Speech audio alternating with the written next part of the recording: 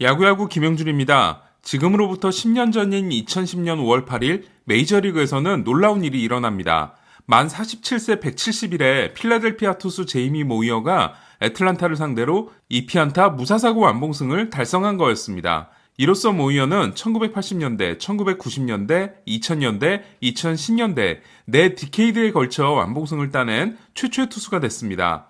모이어 이전 최고령 완봉승 기록은 필 니크로의 46세 188일이었는데요. 아시다시피 니크로는 나이를 먹어도 잘 던질 수 있는 너클볼 투수죠. 너클볼 투수가 아닌 투수의 종전 최고 기록은 1952년 세이첼 페이지가 기록한 46세 72일, 비너클볼 투수의 1990년 이후 최고 기록은 놀란 라이언의 44세 131일이었습니다. 재밌는 건 라이언이 46살에도 95마일을 던질 수 있는 투수였던 반면 모이어는 정반대였다는 건데요. 완봉승을 따낸 경기에서 모이어의 패스트볼 평균 구속은 81.8마일, 시속 132km였습니다. 모이어는 그로부터 2년 후인 1912년 5월 17일, 이번에는 쿠어스필드에서 6과 3분의 1이닝 1실점 승리를 따냄으로써 만 49세 151일의 나이로 메이저리그 최고령 승리 투수 기록을 갈아치우는데요. 그 경기에서 모이어의 패스트볼 평균 구속은 78.9마일, 시속 127km였습니다. 78.9마일은 신더가드가 던지는 커브에도 미치지 못하는 구속입니다. 저는 류현진 선수를 보면서 항상 하는 생각이 있습니다. 과연 경쟁력 있는 구속의 마지노선이 어디일까라고 말이죠. 모이어의 경우 2008년에 기록한 81.2마일, 데이비드 앨슨은 2004년에 기록한 87.5마일, 마크 벌리는 은퇴 시즌인 2015년에 기록한 83.4마일이었습니다. 류현진 선수가 고무적인 건 물론 메이저리그에서 부상을 많이 당하긴 했지만 구속은 떨어지지 않고 있다는 건데요. 데뷔 시즌인 2013년 이후로 평균 90마일을 매년 유지하고 있습니다. 예전에 류현진 선수는 류현진 A와 류현진 B가 있었습니다. A는 에이스의 약자, B는 배드의 약자라고 제가 붙여본 적이 있는데요. 류현진 A는 그날 피부가 뽀송뽀송하고 구속이 잘 나옵니다. 그리고 좋은 피칭을 하죠. 반면 류현진 B는 피부색이 유독 어둡게 보이거나 심지어 푸석푸석한 느낌도 듭니다. 그리고 구속이 안 나오고 고전하는 일이 많았습니다. 그렇다면 류현진 선수는 여전히 그런 모습을 보이고 있을까요? 류현진 선수는 다저스 유니폼을 입고 총 126경기에 나섰습니다. 2016년 한 경기를 제외하면 125경기가 되는데요. 당일 평균 구속이 90.0마일 미만인 경기가 22%에 해당되는 28경기, 당일 평균 구속이 91.0마일 이상인 경기가 28%에 해당되는 35경기, 90마일대를 기록한 경기가 50%에 해당되는 62경기였습니다. 제가 2016년 샌디에고전에 나섰다가 4와 3분의 2이닝 6실점한 경기를 빼는 데는 이유가 있는데요. 당시 류현진 선수는 경기에 나설 몸 상태가 아니었습니다. 하지만 광고 계약 때문에 한 경기는 반드시 등판해야 되는 상황이었습니다. 당시 류현진 선수의 등판 발표가 상당히 뜬금없이 이뤄졌던 기억이 나실 겁니다. 이 경기 내용이 안 좋았기 때문에 류현진은 끝났다 라는 말이 돌기도 했죠. 자, 그럼 류현진 선수의 경기 평균 구속별 평균 자책점을 살펴보겠습니다.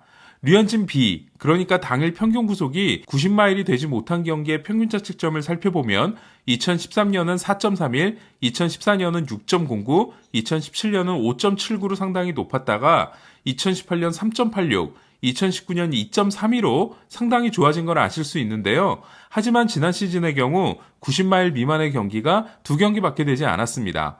반면 평균 구속이 91마일 이상이 나온 경기는 꾸준히 좋은 결과가 나오고 있는데요. 2019년 구속이 잘 나온 경기의 평균 자책점이 2.84로 시즌 평균 자책점인 2.32보다도 나쁜 이유는 내전근 부상을 당했던 세인트루이스전, 그러니까 골드슈미트를 만난 이날 몸에 힘이 많이 들어간 게 눈에 보일 정도였죠. 그리고 8월 24일 양키스전 그레고리우스에게 통산 첫 말로 홈런을 맞고 7실점을 한 날의 성적이 들어가 있기 때문입니다. 마지막으로 90마일 미만과 91마일 이상의 중간, 90마일대 구속을 보인 경기들의 성적을 보면 역시 믿을 만한 피칭을 했음을 알 수 있습니다. 근데 이렇게 보니까 감이 잘 오질 않죠? 그래서 연도별로 한번 모아봤는데요. 구속에 따른 차이가 가장 확연한 시즌은 2014년이었습니다. 바로 체인지업의 감을 잃었던 시즌입니다. 구속이 잘 나오는 날 좋은 성적을 낸 건 2018년과 2019년도 마찬가지였는데요. 하지만 눈에 확 들어오는 게 있습니다. 뭔지 확인하셨나요? 맞습니다. 지난 두 시즌의 류현진 선수는 구속이 잘 나오지 않는 날에도 크게 무너지지 않았다라는 겁니다. 이를 다시 정리해보면 2013년과 2014년 그리고 어깨 부수를 받고 돌아온 해인 2017년까지의 류현진 선수는 구속이 90마일 미만인 경기의 평균 자책점이 5.09로 90마일대 경기의 3.12와 91마일 이상 경기의 2.43에 비해 대단히 높았습니다.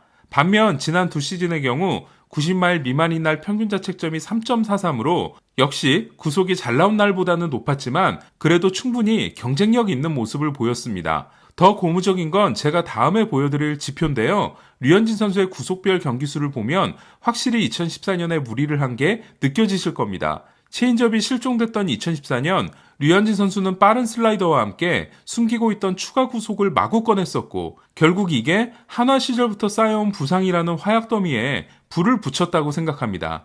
반면 지난 시즌의 경우 구속이 90마일 미만이었던 경기도 2경기뿐이었던 데다 구속이 91마일 이상이었던 경기도 7경기로 많지 않았음을 알 수 있습니다.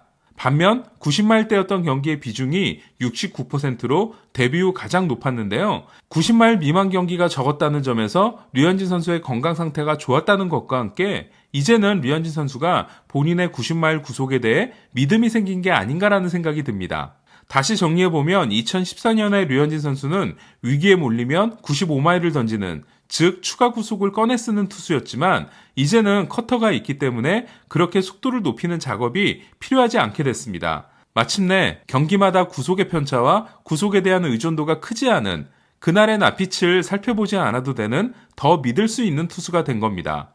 구속을 정리하고 나서도 계속 드는 궁금증은 과연 류현진 선수의 구속이 80마일대로 떨어졌을 때도 류현진 선수가 해법을 찾아내겠냐라는 겁니다.